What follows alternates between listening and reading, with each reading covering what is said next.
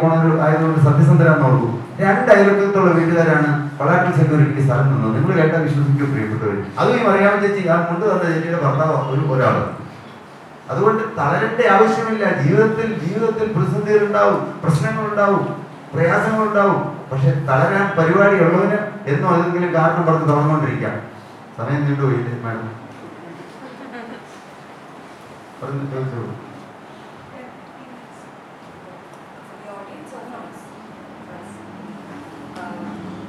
Sir തന്നെയാണ് സാറിന്റെ organisation marketing department നോക്കുന്നത്. സാറാണോ? സാറാണ് ലീഡ് ചെയ്യുന്നതെന്നാണ് ഞാൻ നോക്കുന്നുണ്ട്. ഇപ്പൊ എന്റെ സഹോദരനാണ്, ഇളയാളാണ് ഡയറക്ടർ. അദ്ദേഹമാണ് മാർക്കറ്റിംഗ്, ഇന്ത്യൻ മാർക്കറ്റ് നോക്കുന്നത്. എക്സ്പോർട്ട് ഞാൻ ഡയറക്ടറാണ് നോക്കുന്നത്.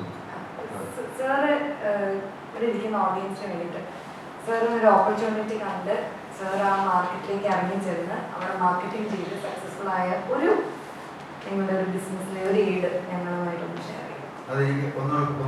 അതായത് ഒരു ഓപ്പർച്യൂണിറ്റി റെക്കഗ്നൈസ് ചെയ്ത് അതിനുവേണ്ടി പുതിയൊരു പ്രോഡക്റ്റ് ഉണ്ടാക്കുവോ അങ്ങനെ എല്ലാം ചെയ്ത് ആ ഓപ്പർച്യൂണിറ്റി സക്സസ്ഫുള്ളി സാർ മാർക്കറ്റ് ചെയ്ത് ഒരു കാര്യം പറയാം. സ്ലീപ്പ് ആപ്നിയൊക്കെ ഉണ്ടാക്കുന്ന രാത്രി കിടന്ന് കൂർക്കം വലിക്കുന്നുണ്ടല്ലോ പല ഭർത്താക്കന്മാരും പല ഭാര്യമാരും തോന്നിക്കറിഞ്ഞൂടെ എന്തെങ്കിലും കാണും. ഭർത്താവിന്റെ ഉറക്കം കിടക്കുന്ന ഭാര്യമാരും ഭാര്യയുടെ ഉറക്കം കിടക്കുന്ന അല്ലെങ്കിൽ വീട്ടുകാരുടെ ഉറക്കം കിടക്കുന്ന ഭർത്താക്കന്മാരും അല്ലെങ്കിൽ അപ്പനും അമ്മയും അല്ലെങ്കിൽ അത് ഒരിക്കലും എനിക്ക് തോന്നി ഇതൊന്നും ഉണ്ടാക്കുള്ളൂ. അപ്പൊ അങ്ങനെയാണ് അന്ന് ഇൻഡസ്ട്രിയിലേക്ക് അങ്ങനെ വന്നു തുടങ്ങിയിട്ടില്ല. പക്ഷെ അങ്ങനെയാണ് ഞങ്ങൾ സ്ലീപ്പ് ആപ്നിയക്ക് ഒരു സൈലൻസർ ഉണ്ടാക്കി. 5,000 rupees ചാർജ് ചെയ്യുന്ന അത് ഞങ്ങൾ ഉണ്ടാക്കി. അങ്ങനെ ഓരോ സമയത്ത് ചെല്ലുമ്പോഴും മറ്റുള്ളവരുടെ ആവശ്യം പറഞ്ഞു എന്തെങ്കിലും ഒരു കാര്യം ചോദിച്ചു. ഇപ്പൊ ആദ്യമായിട്ട് ടൈറ്റാനിയം ആരുവിടെ ചെയ്യുന്നില്ല ഇന്ത്യയിൽ. അപ്പൊ ടൈറ്റാനിയം മെഷീൻ അന്നത്തെ കാലത്ത് 20-22 ലക്ഷം രൂപ വേണം ടൈറ്റാനിയം മെഷീൻ മേടിക്കാൻ. പലരും ഈ ടൈറ്റാനിയം മെഷീൻ ഒന്ന് മേടിക്കുക, ഇത് നല്ലതാണ്, വളരെ നല്ലതാണ്, വളരെ ലൈറ്റ് വെയിറ്റ് ആണ് ചെയ്യണമെന്ന് പറഞ്ഞു. ഞങ്ങൾ ടൈറ്റാനിയം മെഷീൻ കൊണ്ടുവന്നു, ടൈറ്റാനിയം ലേസർ സോൾഡറിങ് കൊണ്ടുവന്നു, എല്ലാം കൊണ്ടുവന്നു ചെയ്തു. ഇപ്പോഴും ഞങ്ങൾക്ക് മാത്രമേ ഇവിടെ ഇന്ത്യയിൽ ടൈറ്റാനിയം മെഷീൻ ഉള്ളൂ, വേറെ ആർക്കും ഇല്ല. പക്ഷെ അത് ശരിക്കും പറഞ്ഞാൽ ലാഭകരമാണോ എന്ന് ചോദിച്ചു കഴിഞ്ഞാൽ എല്ലാ ലാഭത്തിന് വേണ്ടി മാത്രമല്ല ചെയ്യുന്നത്. പക്ഷെ ചില ആവശ്യങ്ങൾ അറിഞ്ഞ് തീർച്ചയായിട്ടും ചെയ്യാറുണ്ട്.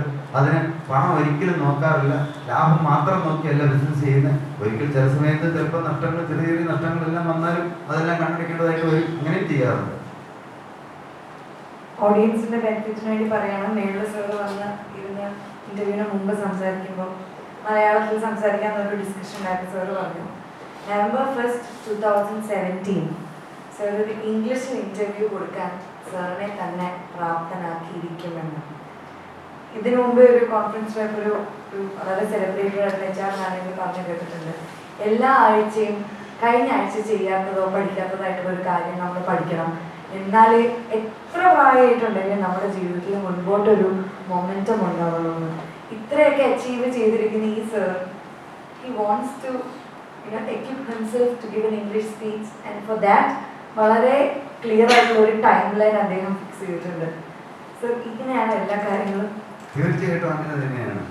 ഏതൊരു കാര്യം ഇപ്പൊ ഞാൻ പറയാം, ഒരു ബിൽഡിംഗ് പണിയാണെന്ന് ചേട്ടനോട് പറഞ്ഞു. ചേട്ടനാണ് എല്ലാ കാര്യവും നോക്കുന്നത്, ബിൽഡിംഗ് എല്ലാം പണിയുണ്ട്. ചേട്ടനോട് പറയുമ്പോൾ ചേട്ടനോട് പറയുക ഒരു ബിൽഡിംഗ് പണിയുണ്ടോ എന്ന് പറഞ്ഞു കഴിഞ്ഞാൽ അത് പറയാം 1 കൊല്ലം എടുക്കും, അല്ലെങ്കിൽ എത്ര സമയം എടുക്കും. മറ്റങ്ങനെയല്ല, കൃത്യം 300 ദിവസത്തിനുള്ളിൽ 40,000 സ്ക്വയർ ഫീറ്റ് പണം തന്നിരിക്കണം. കൃത്യമായിട്ട് പറയുന്നു, ഡേറ്റ് ഫ്രെയിം വെച്ചിട്ട് കൃത്യമായിട്ട് പറയുന്നു, ടൈം ഫ്രെയിം വെച്ചിട്ട് കൃത്യമായിട്ട് പറയുന്നു. 208 ദിവസം ഇനിയുള്ളൂ ബാക്കി. അതിൻ്റെ ഇടയ്ക്ക് നമ്മളൊന്ന് മോണിറ്റർ ചെയ്യുന്നു. കൃത്യമായിട്ട് ചേട്ടൻ ചെയ്ത് തന്നിരിക്കുന്നുള്ളത് ചേട്ടൻ തന്നെ ആ സമയം വെച്ചിട്ടില്ലെങ്കിൽ എന്തെങ്കിലും 100 കാര്യങ്ങൾ പറയാൻ കാണും. അത് ലാഗിയത് പറയാനായിട്ട് ഒരിക്കലും ടൈം ഫ്രെയിം വെച്ച് മാത്രമേ ഏതൊരു കാര്യം ചെയ്യാവുന്നതാണ് എൻ്റെ എളിയ അഭിപ്രായം. അല്ലെങ്കിൽ ഇങ്ങനെ 100 റീസൺ പറയാനുണ്ടാവും. ഒന്നിൽ പണിക്കാരെ കിട്ടിയില്ല, അല്ലെങ്കിൽ ഇന്ന കാര്യമായി, അല്ലെങ്കിൽ ഒരു രാത്രി വന്നില്ല, അല്ലെങ്കിൽ ഇന്ന കാര്യമാണ്. എല്ലാം ഓരോ എക്സ്ക്യൂസ് പറഞ്ഞിട്ട് പോകും. അതുകൊണ്ട് തീർച്ചയായിട്ടും ടൈം ഫ്രെയിം വെച്ച് തന്നെ ചെയ്യണമെന്നാണ് എൻ്റെ എളിയ അഭിപ്രായം. ബിസിനസ്സിൽ അതെല്ലാവരും ഒരു പക്ഷേ പ്രാവർത്തികമാക്കുന്ന ഒരു കാര്യമാണ്. പക്ഷെ പേഴ്സണൽ ലെവലിൽ അത് എത്രത്തോളം തീർച്ചയായിട്ടും അത് ഞാൻ തെളിയിച്ച് കാണിക്കാൻ നവംബർ 1-ാം തീയതി എനിക്ക് അവസരം തന്നു കഴിഞ്ഞാൽ തീർച്ചയായിട്ടും ഞാൻ വരുമെന്ന് തീർച്ചയായിട്ടും നിങ്ങളുടെ മുമ്പാകെ ഞാൻ പ്രതിജ്ഞ ചെയ്ത് വന്നിട്ടുണ്ട്.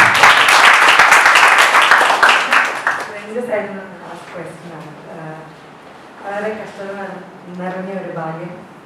അവിടെ നിന്ന് ജീവിതത്തിൽ ഒരു വഴിത്തിരിവ് ഉണ്ടാവുന്നു. ദൈവം അങ്ങയുടെ കൂടെ നിന്നു.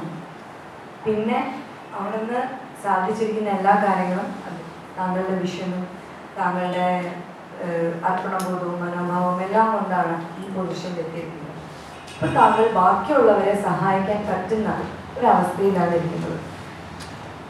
തൊഴിലവസരങ്ങൾ കൊടുക്കുന്നത് മാറ്റിവെച്ചാൽ കേരളത്തിന് വേണ്ടി താങ്കളുടെ മനസ്സിലുള്ള അൾട്ടിമേറ്റ് പ്ലാൻ എന്താണ്? ഞാൻ ഒരു കാര്യം പറഞ്ഞാൽ ആദ്യം ഞാൻ സൂചിപ്പിച്ചതുപോലെ കരയുന്നവരോട് കരയുക, സങ്കടപ്പെടുന്നവരോട് സങ്കടപ്പെടുക. ശരിക്കും ഞാൻ എല്ലാ വർഷവും എൻ്റെ കുഞ്ഞുങ്ങളെ ഒന്നുകിൽ ഓണത്തിന് അല്ലെങ്കിൽ ക്രിസ്മസിന് അങ്ങനെയുള്ള സമയങ്ങളിൽ ഒന്നുകിൽ അനാഥാലയം, ജനസേവാ ശിശുഭവനിൽ ഇത്തവണയും പോകുന്നുണ്ട്. അവിടെ 25-ാം തീയതി പോകണം വിചാരിച്ചാണ് ഇരിക്കുന്നത്. അതുപോലെ തന്നെ നല്ല ഹോസ്പിറ്റലുകൾ കൊണ്ടുപോകുന്നു. ആസ്ട്രോ മെഡിസിറ്റിയിൽ നമ്മളൊന്ന് ചെന്ന് കഴിഞ്ഞാൽ ഒരു 122 പേർക്ക് ക്യാൻസറാണ്. 122 പേർക്ക്.